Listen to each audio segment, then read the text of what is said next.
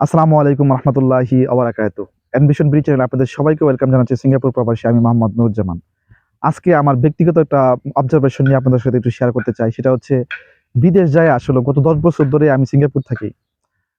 আমি একটা কম্পেয়ার করব মানে তুলনা করব।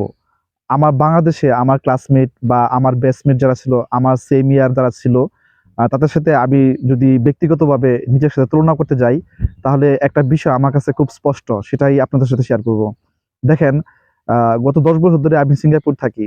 তো আমি বিদেশ যাওয়াতে বিদেশ যায়া আমি যাই কিছু করছি না করছি বা আমার কাছে মনে হয় আমি কিছুই করতে পারি নাই। ঠিক আছে?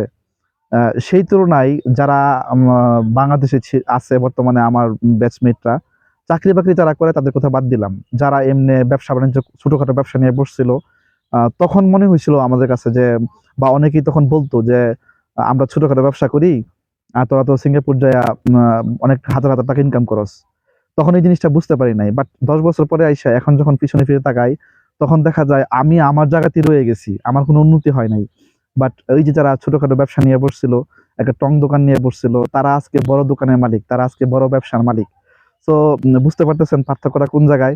হ্যাঁ, এখানে একটা কথা আছে, গভীর কথা। সেটা হচ্ছে আমি সিঙ্গাপুর যাই, লন্ডন যাই, আমেরিকা যাই, আর যা ইচ্ছা তাই যাই। দিন শেষে পৃথিবীর তন্ন তন্ন করে আমি ওইটুকুই পাবো যেটুকু আমার রিজিকে নির্ধারিত ছিল। এখন মূল বিষয়টা কি হইলো ভাই? মূল বিষয়টা হইলো আমি যদি বাংলাদেশে রিজিক অন্বেষণ করতাম ওইটুকুই পাইতাম। তাহলে আমি সিঙ্গাপুর যায়া শুধু আমার প্যারেশানিটা বাড়াইলাম। তাই না?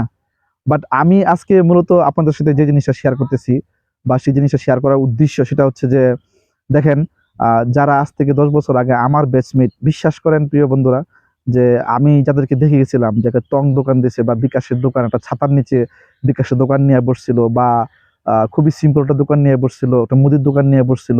হ্যাঁ, তখন মনে হয়েছিল হায়, হায় তারা এত ছোটখাটো ব্যবসা করতেছে। বাট ১০ বছর পরে আইসা তাদের অবস্থান কিন্তু খুবই, খুবই ভালো। অথচ আমি নুরুজ্জামানের অবস্থান কিন্তু সেম আগের জায়গাতে রয়ে গেছে। আগে যে টাকা ইনকাম করতাম এখনো সেই টাকা ইনকাম করি। হয়তোবা আগামী ৫-১০ বছর পর্যন্ত এই টাকায় ইনকাম করব। বা একসময় আমার সিঙ্গাপুর ছেড়ে চলে আসতে হবে। আমার অবস্থান ওই যে ১০ বছর আগে আমার বন্ধুরা যে থেকে শুরু করছিল, বাংলাদেশে আগামী ১০ বছর পরে আইসা কিন্তু আমার ওই শুরু থেকে শুরু করতে হবে। তাহলে আমার জন্য কি বিষয়টা কঠিন হয়ে যাবে না? তখন আগামী ১০ বছর পরে আমার বয়স এবং আমার প্রেক্ষাপট, আমার ফ্যামিলির ক্রাইসিস কি পর্যায়ে থাকবে? তখন ওই পর্যায়ে যায়া আমার এগুলো নতুন করে আবার শুরু করাটা আমার জন্য কতটা কঠিন হবে। তো যাই হোক, আমি আসলে আপনাদেরকে নিরুৎসাহিত করতে চাচ্ছি না বা আমি এটা বোঝাতে চাচ্ছি না যে তাই বলে বিদেশ যাবে না কেউ বা বিদেশ যাওয়া।